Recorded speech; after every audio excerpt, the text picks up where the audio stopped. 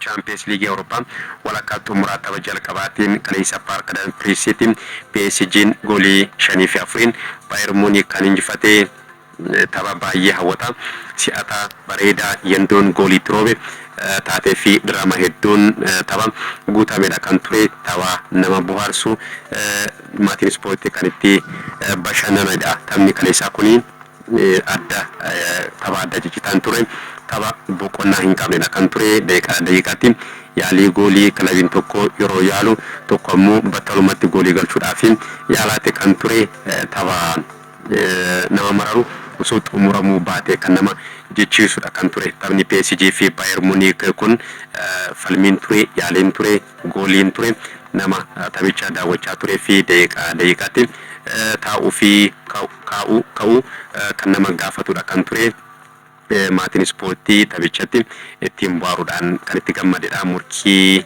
cimaatu kan taasifame Parc des Princes ga'umsi dhuunfaa taphattoota sarara fuulduraa daqiiqaatti qabxii taphaa jijjiiraate kan ture kilaboonni lachuu goolii galchuudhaaf gara fuulduraa si'atanii gara fuulduraa fiigaate kan isaan turanii kilaboonni lachuun ammoo ittisuu kilaboota hin beekneerraa caalatti gara fuulduraa deemanii dhiibbaa uumanii kilaboota taphatanii sa'aatii qisaaseessuu kilaboota hin beeknee ammas yaalii ammas goolii galchuudhaaf kubbaa gara gooliitti yaaluu kan turedha taphni kaleessaa kuni goolii galchuudhaan dursa kan qabate Bayern Munich balleessaa William Pacho Luis Diaz irratti hojjeteen penalty Bayern Munich argatee daqiiqaa 17 irratti Harry Kane goolii galchuudhaan Bayern Munich dursa kan qabachiise Harry Kane Champions League Europaatiin taphoota ja'a walitti aanseen goolii galchuudhaan taphataa lammii England jalqabaa kan ta'e Steven Gerrard waliin riikardii kan qooddateetti kan ture kaleessa garuu penaltiidhaan goolii galchee seenaa kana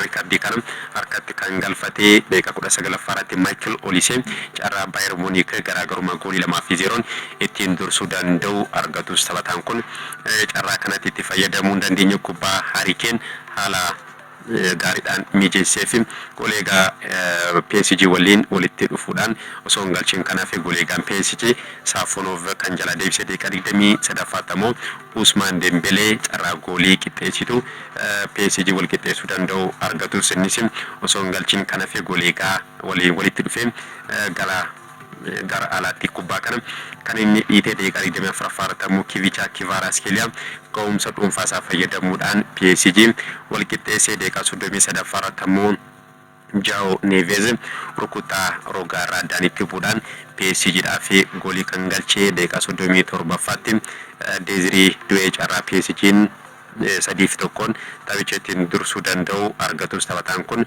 gara gooliitti jijjiiruu hin dandeenye daqiiqaa 41 taphataan sarara fuulduraa kan Bayern Munich Michael Olise ga'umsa dhuunfaa isaa fayyadamuudhaan goolii galchuudhaan Bayern Munich kan wal qixxeessee taphni boqonnaa duraa daqiiqaa 45 xumuramee daqiiqaa qisaasee 5 Usman Dembele rukuttaa penaltiidhaan goolii sadaffaa PSGdhaaf kan galchee Alfonso Davies sarara penaltii keessatti kubbaa harkaan tuquu isaatiin wal qabate abbaan murtee taphichaa PSGdhaaf penaltii kenneen Dembeleen kan inni galchee taphni boqonnaa duraa dursummaa PSG 3-2 kan xumurame boqonnaa deebisee taphichi tapha si'ataa goolii hedduun kan dabalamedha kan ture daqiiqaa 56 irratti Kivicha Kvaratskhelia turtii daqiiqaa 2 booda immoo Usman Dembele walitti aansuudhaan PSGdhaaf goolii galchuudhaan PSG'n 5-2 taphicha dursuu kan eegale taphichis waan xumuramu fakkaateeti kan ture ta'us Bayern Munich dhiibbaa uumuudhaan garaagarummaa goolii gidduu isaanii ture dhiphisuudhaan taphni deebii hawwataa akka ta'u kan taasise Bayern Munich daqiiqaa 65 irratti Dayoo Upamecano goolii galchuudhaan Bayern Munich gara taphaatti kan deebisee sana booda turtii daqiiqaa 3 booda daqiiqaa 68 tapha kaleessaatiin ga'umsa addaa mul'isaa kan ture Luis Diaz Bayern Munichiif goolii galcheera taphataan kun kaleessa boqonnaa duras boqonnaa deebis sochii bayeessa kan mul'isee taphattoota sarara ittisaa kan PSG salphumatti bira darbaa ga'umsa addaa taphichaa mul'isaati kan ture Luis Diaz hundaafuu taphichi goolii 5-2 5-4 injifannoo PSGdhaan kan xumurame waliigalaan yaalii goolii 22 kan taasifame goolii 9 tapharratti lakkaa'ame PSG'n kubbaa kallattii goolii eege 5 yaaluudhaan hunda taphattoonni kilabichaa galchaniiru hagam taphattoonni sarara fuulduraa PSG carraa argatan sirnaan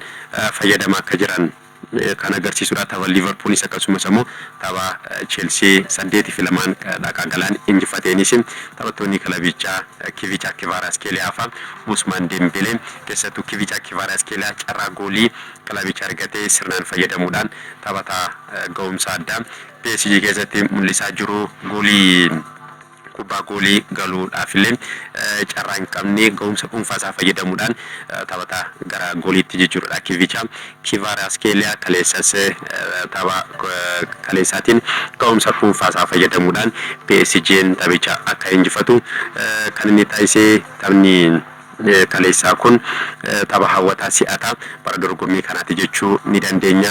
Taphataan sarara fuulduraa kan Manchester City Erling Haaland illee kun kubbaa miilaadha jechuudhaan kan inni maxxansee taphataan PSG Marquinhos immoo hunduu tapha kaleessaatti gammadeera jechuudhaan taphichaan booda kan dubbate leenjisaan PSG Luis Enrique seenaa hojii leenjisummaa kootiin taphni kun tapha hawwataa cimaa jechuudhaan Enrique kan dubbate bara 1960 booda marsaa walakkaa xumuraatiin tapha gooliin hedduu irratti lakkaa'ame ta'uudhaan riikardii galmeera.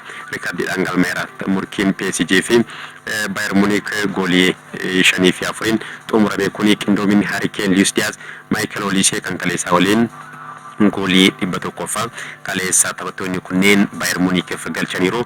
Kana keessa Harry Kane goolii 54, Diaz 26, Olise immoo 20 taphattoonni kunneen galchuudhaan Bayern Munich bara dorgommii kan akka Awurooppaatti sarara fuulduraa sodaachisaa akka qabaatuuf taphattoota gargaaranii hanga kaleessaatti Bayern Munich goolii 167 kilaboota irratti galcheete kan ture. Kan kaleessaa waliin immoo goolii 171 kilaboota irratti kan inni goolii roobsaa jiru PSG'n. Kanaaf ammoo qindoominni taphattoota sarara fuulduraa Kane, Diaz fi Olise bara dorgommii kana Bayern Munich garee sodaachisaa kilaba sodaachisaa akka ta'uuf Vincent Kompany'n gareen ijaare kun garee cimaa addunyaa kanaa ta'u kaleessa kan mirkaneesse. Akkasumas PSG'nis maaliif shaampiyoonii Awurooppaa akka ta'e kan itti mirkaneessedha. Kaleessa sararri fuulduraa PSG sarara ittisaa Bayern Munich akka hin taane gochaati kan ture. Ousmane Dembele, Kivicha Kvaratskhelia, Desiree Doué taphattoonni kunneen qindoominni kaleessa mul'isan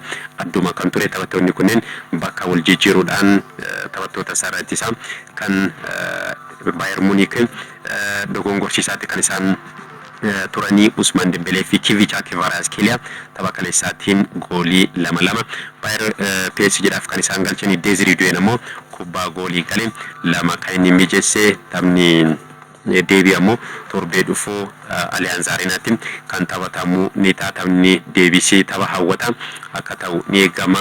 Leenjisaan PSG Luis Enrique tapha deebiitiinis torbee dhufuu Jarmaniitti dhiibbaa uumne taphannaa ittisuu hin beeknu jechuudhaan dubbateera. Leenjisaan kan Bayern Munich Vincent Kompany'n immoo kaleessa sababa dabbiitiin garicha osoo hin dursiin kan hafe bilbilaan akkasumas immoo taphattoota waliin kutaa hidhannoo deemullee hin danda'u kan ture. Champions League Awurooppaatiin dambiin leenjisaan tokko adabbii kan daqiiqaa 3 kan argatu taanaan akka liigota biroo yeroo boqonnaa kutaa hidhannoo seenuu ni danda'a kan ture. Liigotaanii akkasumas immoo bilbilaan leenjisaa gargaara waliin haasa'uudhaan tooftaa taphaa jijjiiruu taphattoota jijjiiruu akka danda'u bilbilaan haasa'uu ni danda'a kan ture. Champions League Awurooppaatiin garuu seerri kun hin danda'amu. Leenjisaa gargaara waliin bilbilaan haasa'u akkasumas immoo kutaa hidhannoo seenee taphattoota gorsuu hin danda'u kan ture.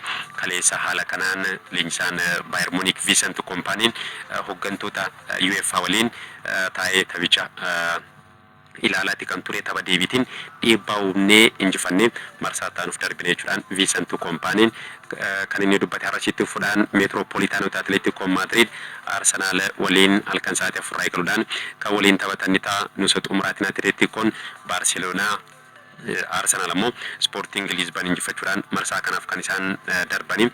Atletico Madrid bara dorgommii kana carraan shaampiyoonii ta'e yookaan immoo waancaadhaan xumuruudhaaf qabu Champions League Awurooppaa shaampiyoonii ta'uudhaaf kan inni morkatu carraan qabu kana qofa. Champions League Awurooppaatiin ammoo kilaba tilmaama shaampiyoonummaa jalqaba argate. Arsenaal waliin kan taphatu ni Arsenaal ammoo Champions League Awurooppaa dorgommii kanaatiin kilaba osoo hin mo'amin imalaa jiru isa qofa taphoota 10 injifatee lamaan qixa kan ba'e. Goolii 27 kilaboota irratti galchuudhaan 5 qofatu irratti galee taphoota 12 keessaa immoo 8 Arsenaal irratti gooliin irratti hin galle ittisa cimaa kilaba qabudha. Arsenaal Champions League Awurooppaa dorgommii kanaatiin kilabiin goolii muraasa irratti galee kilabiin taphoota hedduun gooliin irratti hin galle Arsenaal Diego Simeone kan leenjisu Atletico Madrid ammoo akka kana dura ittisa irratti kan xiyyeeffatu osoo hin taane gara fuulduraa deemee dhiibbaa uumee taphachuudhaan goolii kilaboota irratti galchaatti kan jiru PSG fi Bayern Munich ta'uudhaan kilabiin bara dorgommii kana Champions League Awurooppaatiin goolii hedduu galche. Atletico Madrid taphoota 14 goolii 34 kilaboota irratti kan inni galche. Taphattoonni sarara fuulduraa Atletico Madrid Julian Alvarez, Ademola Lookman, ilma leenjisaa kilabichaa Giovanni Simeone, Antoine Griezmann, Alexander Sorloz taphattoota sarara Arsenaal fi tapharraatiin qormaata guddaa ni ta'uuf kan isaan eegaman. Ademola Lookman sababa miidhamaatiin taphoonni lama darbe jala darbuun ni beekama. Tapha kanaaf garuu gahuu akka danda'udha leenjisaan kilabichaa. Kan dubbate Atletico Madrid kilaba gooliin hedduu irratti galidha. Champions League Awurooppaa bara dorgommii kanaatiin taphoota 14 goolii 26 kilaboonni irratti kan isaan galchanii taphoota 14 keessaa immoo tokko qofaan gooliin kan irratti hin galle. Odeeffannoo miidhama taphattootaatti wal qabate Ricardo Calafiori fi Eberiche Eze tapharraatiif qophii ta'uu Mikel Arteetaan kan dubbate. Kaayaavaasii fi Juuriyaan Timbarammoo taphichaan alakkataan leenjisaan Arsenaal Mikel Arteetaan kan dubbate. Leenjisaan kun garuu yeroo hedduu miidiyaaleedhaa fi miidhama taphattootaatti wal qabate yaada yeroo kennu yaada dhugaate kennu caala yeroo tokko garee faallaa dogoggorsiisuudhaaf jecha taphataan tokko fakkeenyaaf Kaayaavaas yookiin Bukaayoo Saakaan miidhamarraa hin bayyananne hin taphatu jechuudhaan taphatichi yeroo taphatu argaati kan turre yaada faallatee Mikel Arteetaan darbee kennaati kan jiru. Taphataan sarara Manchester City John Stones xumura dorgommii kanatti Manchester City waliin gargar akka bahu kan ifoomse. Bara taphataan kun Pep Guardiolaan leenjisaa Manchester City erga ta'ee booda taphataa lammaffaa leenjisaa kana jalatti Manchester City dhaaf mallatteesse kan ta'e taphataan jalqaba Pep Guardiola jalatti leenji'uudhaaf Manchester City keessatti mallatteesse. Ilkay Gundogan akka ta'e ni beekama. Ta'an suudhaan kan dhufe John Stones sababa miidhamaatiin garuu waggoota darban akkasumas bara kana filannoo jalqabaa Manchester City keessatti kan inni dhabee bara dorgommii kana sababa miidhamaatiin Premier League Englandiin tapha 4 qofa filannoo jalqabaatiin kan taphatee taphataan umurii 31 kun waancaawwan garaagaraa 19 Manchester City keessatti milkeeffateera. Kana keessa Champions League Awurooppaa tokko akkasumas immoo Premier League England shaampiyoonii kan ta'e bara dorgommii 2022 Manchester Cityin waancaawwan garaagaraa 3 yeroo shaampiyoonii ta'u. John Stones miseensa garichaati kan ture. Kaleessa yaada kenneen Manchester City keessatti abjuu koo jiraadheera waan milkeessuu barbaadu hunda City keessatti milkeeffadheera wanti natti hafe tokkollee hin jiru jechuudhaan kan inni dubbate. Odeeffannoo biraatiin taphataan sarara gidduu Manchester United Kobbie Mainoo waliigaltee waggaa 5 Manchester United waliin isa tursiisu mallatteessuudhaaf akka ta'e akka waliigalanii fi wanti hundi akka xumurame The Athletic kan gabaasee turbe. Kana keessa yookiin ammoo bara dorgommicha osoo hin xumuramin Kobbie Mainoo waliigaltee akka dheeressu kan gaafame hanga 2031tti Manchester Unitediif mallatteessuudhaaf akka ta'e gaafamaati kan jiru. Kobbie Mainoon yeroo Manchester United Ruben Amorim jalatti leenji'u carraa taphaa leenjisaa kana jalatti dhabeeti kan ture. Taphataa kilabicha keessatti hin barbaadamne kan ture. Amorim jalatti inuma jijjiirraa majji darbeen kilabicha gadhiisuudhaaf dhiyaateeti kan ture. Ta'us garuu Ruben Amorim kilabicha erga gadhiisee booda amma Carrick jalatti taphataa murteessaa kilabichaa ta'uudhaan filannoo jalqabaatiin gara dirree seenuudhaan ga'umsa addaa Manchester United keessatti mul'isaati kan jiru. Nathan Ake bara dorgommichaa booda Manchester City waliin gargar ba'uudhaaf akka ta'e kan gaafame. Real Madrid ammoo leenjisaa duraanii kan kilabichaa warra Los Blancos kan ture Jose Mourinho qacaruudhaaf akkaateen sa'aatilee kan inni gabaase odeeffannoo kiyyatti umuraatiin ammoo Manchester Cityin sagantaa taphaa akka jijjiiramuuf gaafatus osoo milkaa'in kana fi sababa kanaan guyyaa 11 keessatti taphoota afur taphachuudhaaf kan inni dirqamu ni ta'a. Caamsaa afur Premier League Englandin Everton caamsaa 9 Brentford 19 ammoo Crystal Palace waliin kan taphatu ni ta'a. Caamsaa 16 FA England xumuraatiin Chelsea waliin shaampiyoonummaadhaaf kan morkatu ni ta'a. Crystal Palace Chelsea fi Bournemouth waliin ammoo torbee tokko keessatti guyyaa torba keessatti tapha guyyaa torba keessatti tapha sadii taphachuudhaaf kan dirqamu ni ta'a. Kun akka hin taaneef gaafatus FA England garuu gaaffii Manchester City fudhatama kan dhabse waliigalaan odeeffannoo ispoortii